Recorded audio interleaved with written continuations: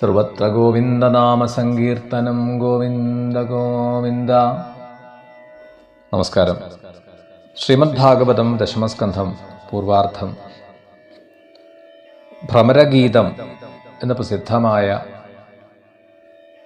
ആ ഒരു കഥാസന്ദർഭത്തെയാണ് ഈ അധ്യായത്തിൽ വർണ്ണിക്കുക. മുൻ അധ്യായത്തിൽ ഉദ്ധവൻ വൃന്ദാവനത്തിലെത്തിയതും യശോദാനന്ദന്മാരെ കണ്ടതുമായ ആ സംഗതിയെ പറഞ്ഞു. പിറ്റേന്ന് പ്രഭാതത്തിൽ സ്നാനം ചെയ്ത് നിത്യകർമ്മങ്ങൾക്കെല്ലാം ശേഷം ആ ഉദ്ധവൻ ഗോപികളെ കാണുകയാണ്. തം വീക്ഷ്യ കൃഷ്ണാനുചരം മൃജശ്രിയ പ്രളംബബാഹും നവകഞ്ചലോചനം പീതാംബരം പുഷ്കരമാലിനം. മഞ്ഞ പൂന്തുകിൽ ചാർത്തി താമരമാലയണിഞ്ഞ് രത്നങ്ങൾ പതിച്ച കടുക്കനിട്ട് ആ കൃഷ്ണകിങ്കരനായിട്ടുള്ള ഉദ്ധവനെ കണ്ട ഗോപികൾ സുന്ദരരൂപവും മോഹനസ്മിതവും അച്യുതവേഷവും സ്വീകരിച്ച അദ്ദേഹം ആരാണ്, എവിടെ നിന്ന് വരുന്നു എന്നിങ്ങനെയെല്ലാം അന്വേഷിച്ചുകൊണ്ട് ഉദ്ധവന് ചുറ്റും നിലയുറപ്പിച്ചു. ശ്രീകൃഷ്ണ സന്ദേശവുമായി വന്ന ആളാണ് എന്നറിഞ്ഞ് വിനയത്തോടുകൂടി സ്വീകരിച്ചു, നമസ്കരിച്ചു. എന്നിട്ട് ലജ്ജയോടും പുഞ്ചിരിയോടും കൂടി എല്ലാവരും ചേർന്ന് ആദരിച്ചിരുത്തി ചോദിക്കുകയാണ്. ജാനീമസ്ത്വാം യദുപദേ പാർഷദം സമുപാഗതം. അങ്ങ് യദുപതിയുടെ ആ ശ്രീകൃഷ്ണന്റെ പാർഷദനാണ് എന്ന് ഞങ്ങൾ കേട്ടു. ആ കൃഷ്ണൻ അച്ഛനമ്മമാരെ സന്തോഷിപ്പിക്കാൻ പറഞ്ഞ് അയച്ചതായിരിക്കും അങ്ങയെ. അല്ലാതെ അദ്ദേഹത്തിന് ഓർമ്മിക്കത്തക്കതായി ഇവിടെ ആരുമില്ല.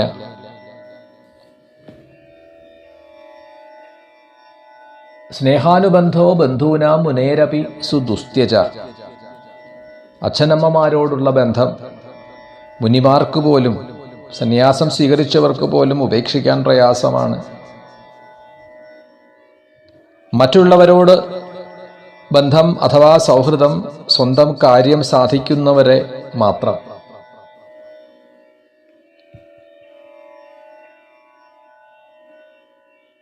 യദുൽ സുമനസ്തിവ ഷഡ്പദൈ. പൂവിൽ നിന്നും തേൻ കുടിച്ചു കഴിഞ്ഞാൽ പിന്നീട് ആ ഭ്രമരത്തിന്, ആ വണ്ടിന് പൂവുമായിട്ട് എന്തെങ്കിലും ബന്ധമുണ്ടോ?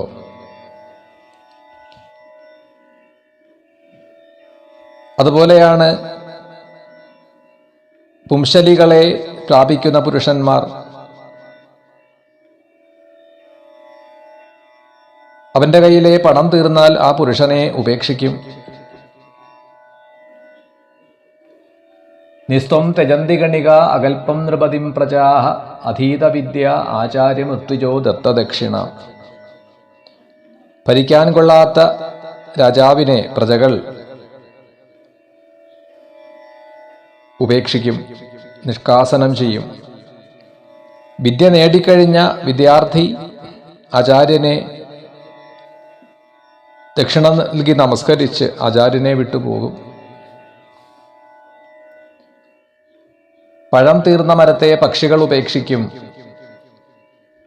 അതിഥികൾ ഭക്ഷണം കഴിഞ്ഞ ശേഷം ആ ഗൃഹത്തെ ഉപേക്ഷിക്കും. കാട്ടുതീ പടർന്നു പിടിക്കവേ ആ വനത്തെ മൃഗങ്ങൾ ഉപേക്ഷിക്കും.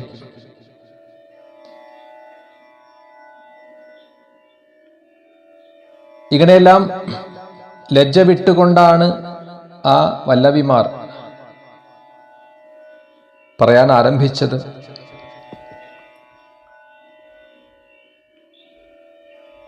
ഇനി ഗോപ്യോ ഹി ഗോവിന്ദേ ഗതവാക്കായമാനസ കൃഷ്ണദൂതേ വ്രജമിയാതെ ഉദ്ധവേ തെക്തലൗകികാഹ ഗായന്ത്യ പ്രിയകർമാണി രുദത്യശ്ച ഗതഹ്രിയ.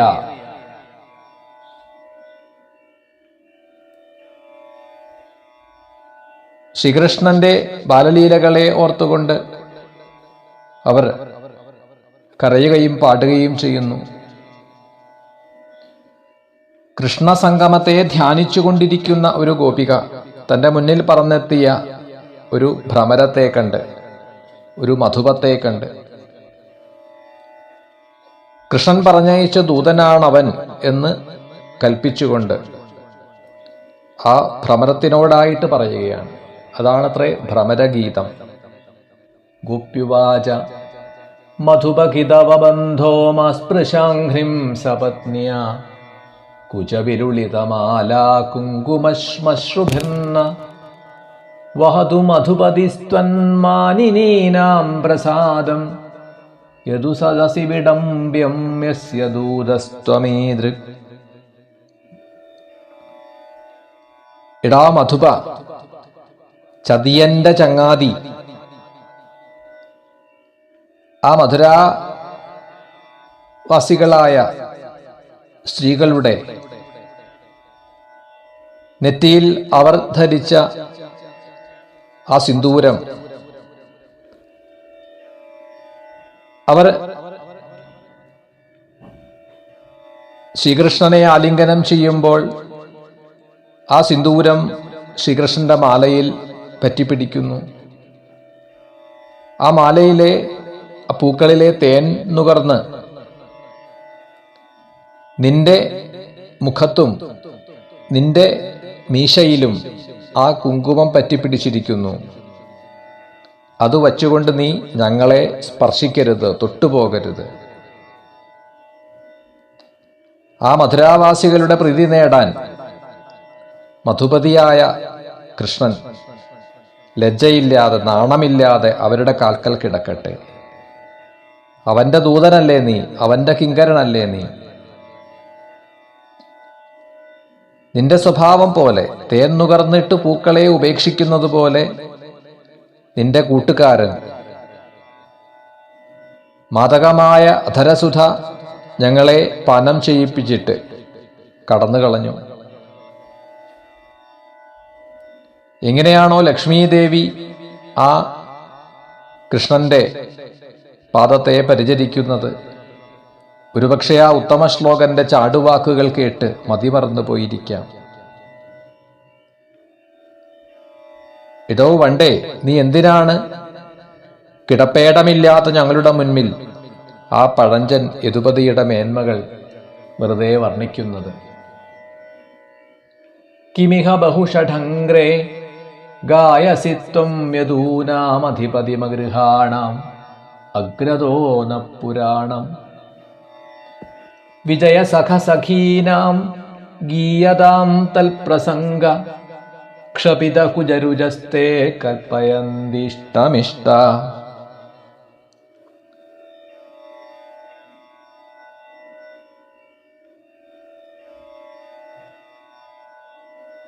നീ പോയി കണ്ണന്റെ ചീട്ടികളുടെ മുന്നിൽ പാടൂ, അവർ നിനക്ക് വേണ്ടതെല്ലാം തരും.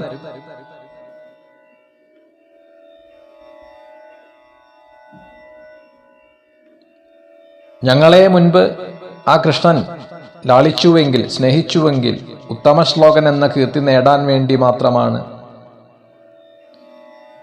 കാരണം ദീനരിൽ ദയ കാണിക്കുന്നവനെ ആ പേര് ലഭിക്കൂ. എടോ വണ്ടേ, കണ്ണന്റെ സന്ദേശവും കൊണ്ട് മധുര വാക്കുകൾ പറഞ്ഞ്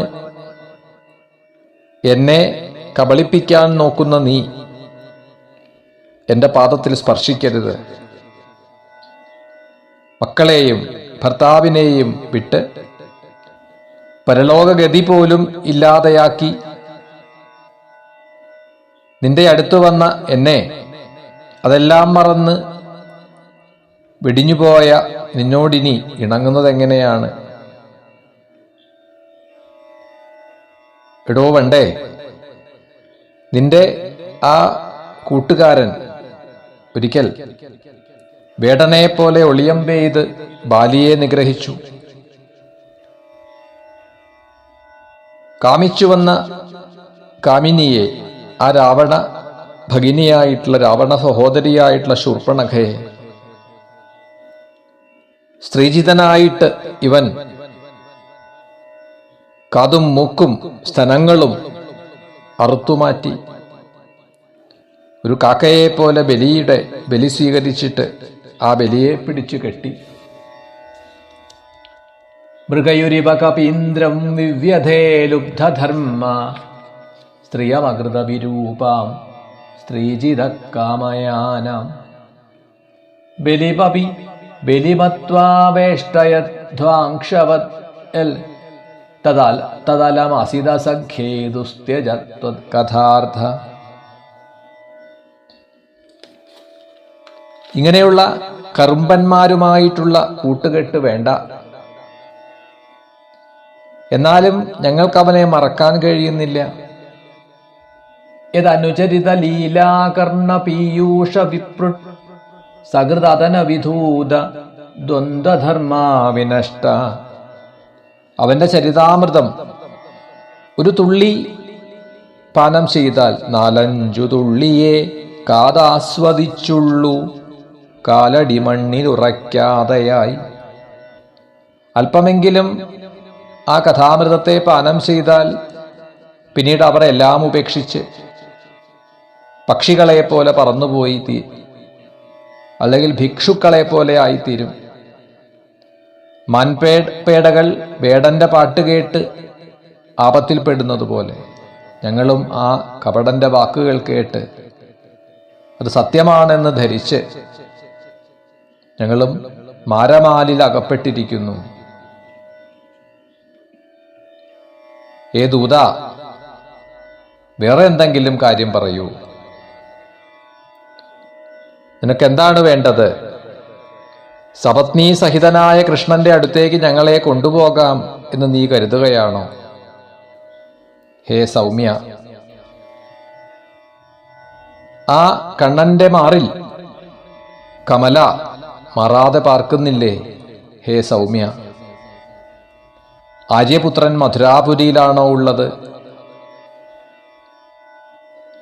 യശോദാനന്ദന്മാരെയും ഈ വൃന്ദാവനത്തെയും ഗോപന്മാരെയും ബന്ധുക്കളെയും വല്ലപ്പോഴെങ്കിലും ഓർക്കാറുണ്ടോ? കിങ്കരികളായ ഞങ്ങളുടെ കാര്യം എപ്പോഴെങ്കിലും കൃഷ്ണൻ പറയാറുണ്ടോ? അപിബത മധുപുര്യാമാര്യപുത്രോധുനാസ്തേ സ്മരതി സ പിതൃഗേഹാൻ സൗമ്യബന്ധൂംശ ഗോപാൻ ക്വചിതപി ച കഥാന കിങ്കരീണാം ഗൃണീതേ ഭുജമഗരു സുഗന്ധം മൂർധ്യധാസ്യൽ കഥാനു. അഖിലിന്റെ സുഗന്ധമുള്ള ആ തൃക്കൈകൾ എന്നാണ് ഇനി ഞങ്ങളുടെ നെറുകയിൽ അർപ്പിക്കുക? ഇത്തരത്തിലുള്ള ഗോപീവിലാപത്തെ കേട്ട് ഉദ്ധവൻ കൃഷ്ണദർശന അലസരായിട്ടുള്ള അവരെ സാന്ത്വനിപ്പിക്കാനായി ആ ശ്രീകൃഷ്ണ സന്ദേശത്തെ അറിയിക്കുന്നു. എന്താണ് ശ്രീകൃഷ്ണ ഭഗവാൻ ഗോപികൾക്കായിട്ട് നൽകിയ സന്ദേശം? അത് ഈ വിധമാണ്.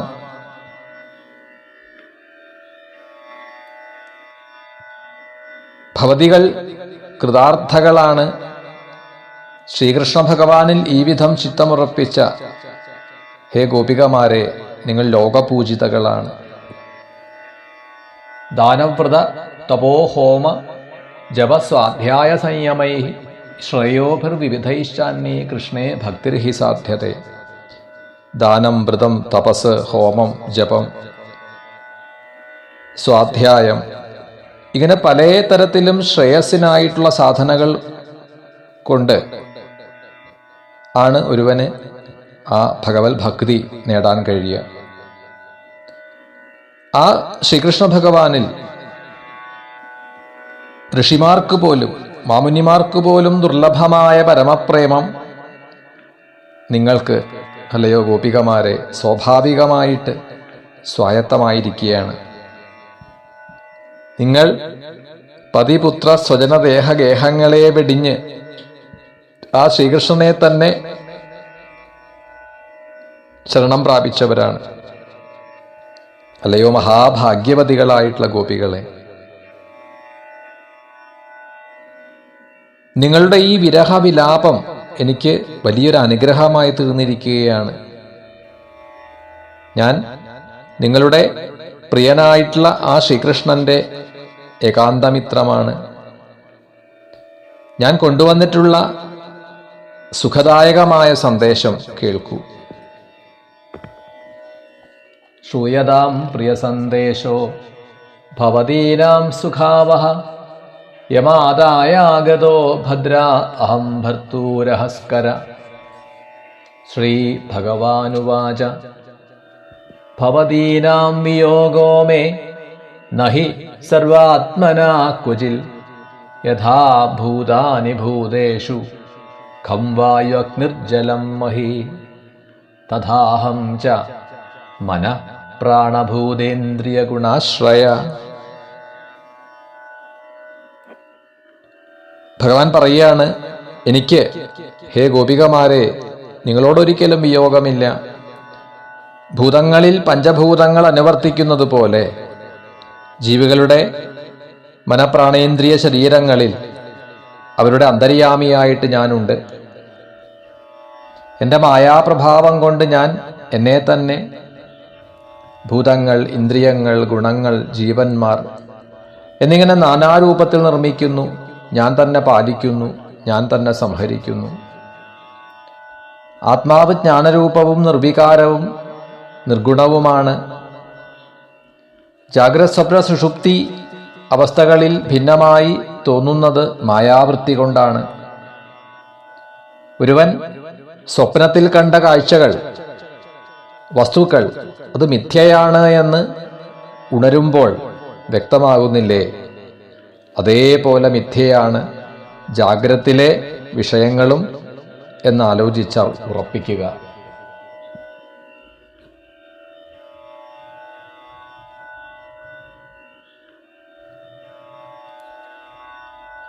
സങ്കല്പഫലമായിട്ടാണ് നാം അവയെ പ്രാപിക്കുന്നത്. അപ്പോൾ വളരെ ജാഗ്രതയോടുകൂടി ആ സങ്കല്പത്തെ നിരോധിക്കേണ്ടതാണ്. വേദവും യോഗവും സാഖ്യവും ത്യാഗവും തപസ്സും ദമവും സത്യവും എല്ലാം വിവേകികൾക്ക്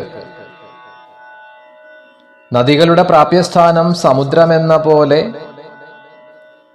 മനോനിരോധം എന്ന ഈ ഒരു ഏകലക്ഷ്യത്തിനെ സാധിക്കാൻ വേണ്ടിയിട്ടാണ് ഇതെല്ലാം പറഞ്ഞു വച്ചിട്ടുള്ളത്. ഇനി ഞാൻ നിങ്ങളുടെ കൺമുൻപിൽ നിന്നും അകന്നു നിൽക്കുന്നു. അതെന്തിനു വേണ്ടിയിട്ടാണ്?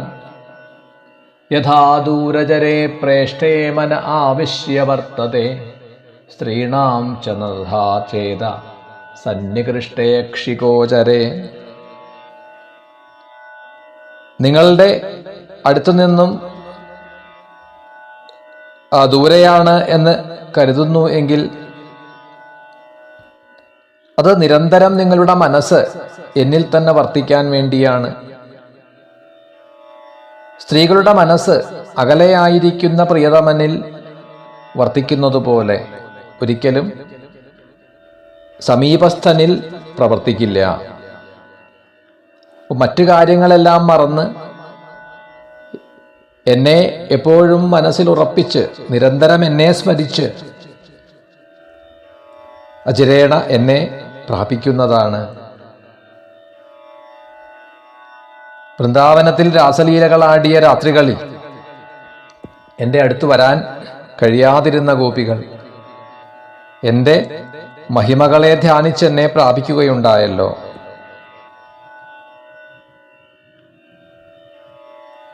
എന്നെല്ലാം ശ്രീകൃഷ്ണ സന്ദേശത്തെ കേട്ട് ആ പൂർവ്വകഥകളെല്ലാം അനുസ്മരിച്ച് പ്രീതരായിത്തീർന്ന ഗോപികൾ ഉദ്ധവനോട് പറഞ്ഞു. ദൈവാധീനത്താൽ യാദവദ്രോഹിയായിട്ടുള്ള കംസൻ കൊല്ലപ്പെട്ടു. ബന്ധുക്കളെയെല്ലാം തിരിച്ചു കിട്ടിയ ആ കൃഷ്ണൻ സന്തോഷമായിട്ടിരിക്കുന്നില്ലേ ഉദ്ധവ? ഹേ സൗമ്യ, ഞങ്ങളുടെ കൃഷ്ണൻ മധുരാപുര സ്ത്രീകളുടെ പ്രണയം, ലജ്ജ, സ്മിതം, കടാക്ഷം ഇവയാൽ അവരെ സന്തോഷിപ്പിക്കുന്നുണ്ടോ?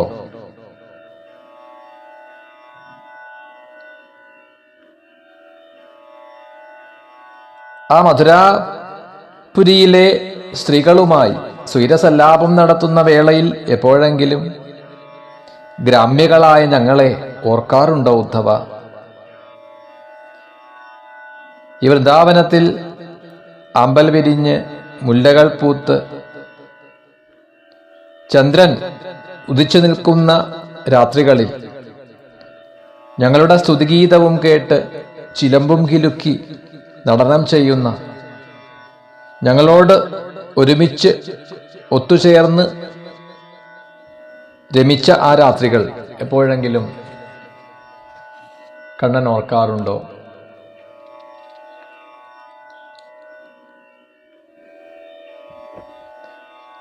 കൃഷ്ണൻ കാരണം എരിഞ്ഞുകൊണ്ടിരിക്കുന്ന ഞങ്ങൾക്ക് അല്പമെങ്കിലും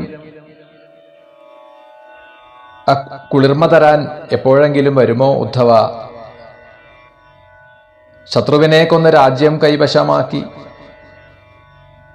രാജകുമാരിമാരെ വിവാഹം ചെയ്ത് ബന്ധുജനങ്ങളോടുകൂടി സന്തോഷത്തോടുകൂടി വസിക്കുന്ന ആ കൃഷ്ണൻ എന്തിനായിരിക്കാം ഇനി ഇങ്ങോട്ട് വരേണ്ട ആവശ്യം എന്താണ്? മഹാത്മാവായിട്ടുള്ള ജിതമാനസനായ ആ ലക്ഷ്മീവല്ലഭന് വനവാസികളായിട്ടുള്ള നമ്മളെ കൊണ്ട് എന്തു പ്രയോജനം?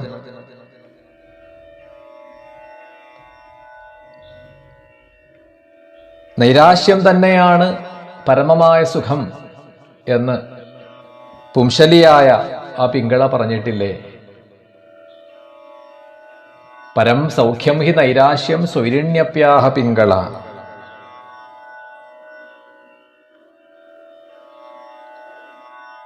കൃഷ്ണനിലുള്ള ആഗ്രഹം ഞങ്ങൾക്ക് ഉപേക്ഷിക്കാൻ കഴിയുന്നില്ലല്ലോ.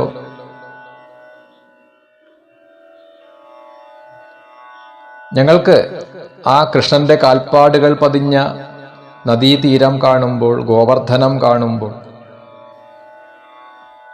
വനവും എല്ലാം കാണുമ്പോൾ, ഗോപന്മാർ വായിക്കുന്ന പുല്ലാങ്കുഴൽ വിളി കേൾക്കുമ്പോൾ, പശുക്കളെ കാണുമ്പോൾ, ആ കൃഷ്ണൻ ബലരാമേട്ടനുമൊത്ത് ആടിയ ബാലലീലകൾ ഓർത്തുപോകുന്ന ഞങ്ങൾക്ക് ആ നന്ദനന്ദനനെ മറക്കാൻ കഴിയുന്നില്ല.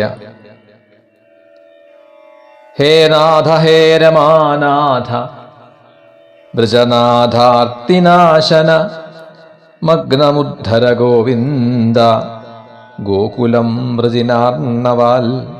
ഹേ പ്രാണനാഥ, ഹേ രമാപദേ, ദുഃഖശമന ഗോവിന്ദ, കഥനക്കടലിൽ ആണ്ടുപോയ മുങ്ങിപ്പോയ ഗോകുലത്തെ കരകയറ്റിയാലും കൃഷ്ണ സന്ദേശത്തെ കേട്ട് വിരഹമുക്തകളായ ഗോപികൾ കൃഷ്ണനെ തങ്ങളുടെ ആത്മാവാണ് എന്നറിഞ്ഞ് ഉദ്ധവനെ പൂജിച്ചു. ഗോപികളുടെയും മറ്റും ഗോകുലവാസികളുടെയും സങ്കടം നീക്കാൻ വേണ്ടി കുറെ നാളുകൾ ഉദ്ധവൻ അവിടെ തന്നെ വസിച്ചു.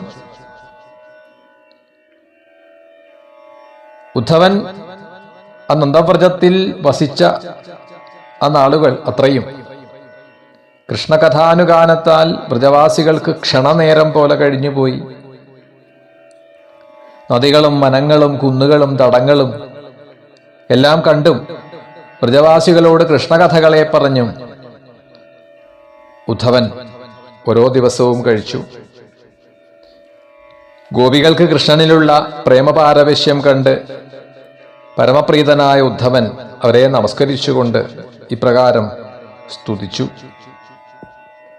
ഗോപീ പഞ്ചകമെന്ന് പ്രസിദ്ധമായ ഉദ്ധവൻ ഗോപികളെ സ്തുതിക്കുന്ന 5 ശ്ലോകമാണിവിടെ നമുക്ക് കാണാൻ കഴിയുക. ഏതാപരം തനുഭൃതോ ഭുവി കോപവദ്ധോ ഗോവിന്ദ ഏവ നിഖിലാത്മനിരൂഢഭാവ വാഞ്ചന്തി യദ്ഭവഭിയോ മുനയോ വയം ച കിം ബ്രഹ്മജന്മഭി അനന്തകഥാരസസ്യ. സർവാത്മാവായ ശ്രീകൃഷ്ണനിൽ ഇത്രയും പ്രേമം ഉറച്ചതായ ഈ ഗോപികൾ തീർച്ചയായിട്ടും ധന്യകളാണ്. സംസാരഭയഭീതരായിട്ടുള്ള മാമുനിമാർ ഇതുതന്നെയാണല്ലോ തേടിക്കൊണ്ടിരിക്കുന്നത്. ഭഗവത് കഥാരസം ആസ്വദിക്കാൻ വിപ്രജന്മം എന്തിനാണ്? വനത്തിൽ വസിക്കുന്ന ഈ പുംശലികളെവിടെ? ഈ ഗോപസ്ത്രീകളെവിടെ? പരമാത്മാവായ ശ്രീകൃഷ്ണനിലുള്ള ഗാഠപ്രേമം എവിടെ? അറിവില്ലാത്തവരാണ് എങ്കിലും തന്നെ ഭജിക്കുന്നവർക്ക് ആ ഭഗവാൻ ശ്രേയസ് അരുളും. വീര്യമേറിയ ഔഷധം അറിയാതെയാണെങ്കിലും അത് സേവിച്ചാൽ ഫലമുണ്ടാവും. രാസലീലാവസരത്തിൽ ശ്രീകൃഷ്ണന്റെ കരപല്ലവത്താൽ കണ്ഠോപഗൂഹനം ലഭിച്ച് കൃതാർത്ഥകളായി ഇവർക്ക് കിട്ടിയതുപോലെ അനുഗ്രഹം.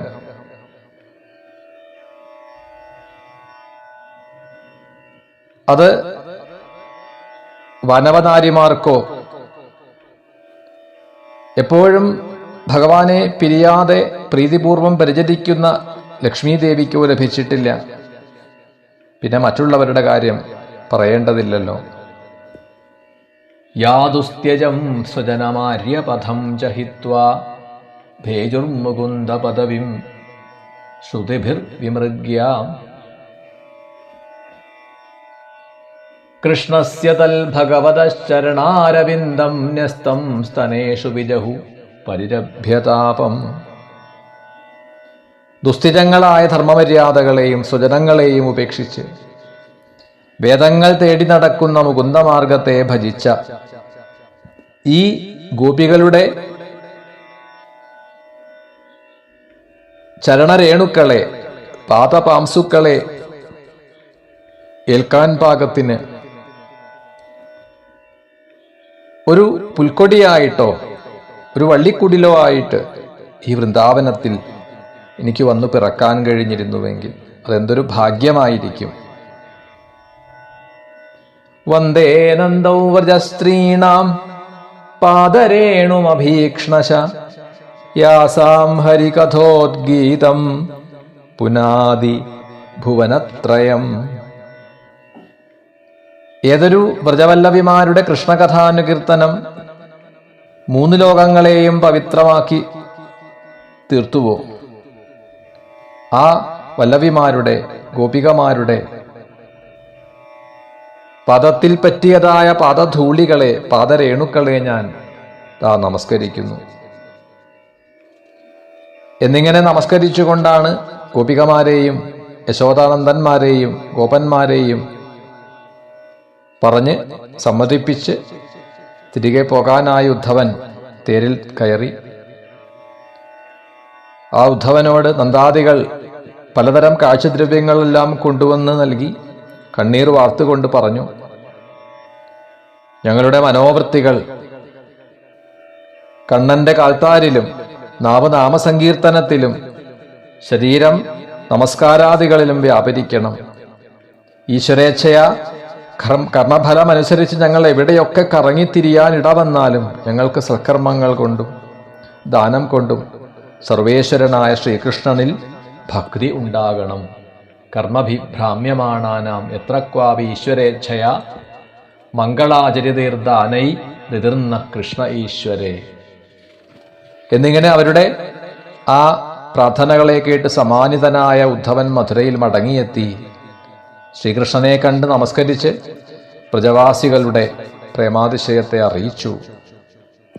എന്നിങ്ങനെ പറഞ്ഞുകൊണ്ടാണ് ആ ഭ്രമരഗീതം ഉദ്ധവദൂത് എന്ന് പ്രസിദ്ധമായിട്ടുള്ള ദശമസ്കന്ധം 47-ാം അധ്യായത്തെ സമർപ്പിക്കുന്നത്. ഗോവിന്ദനാമ സങ്കീർത്തനം ഗോവിന്ദ ഗോവിന്ദ.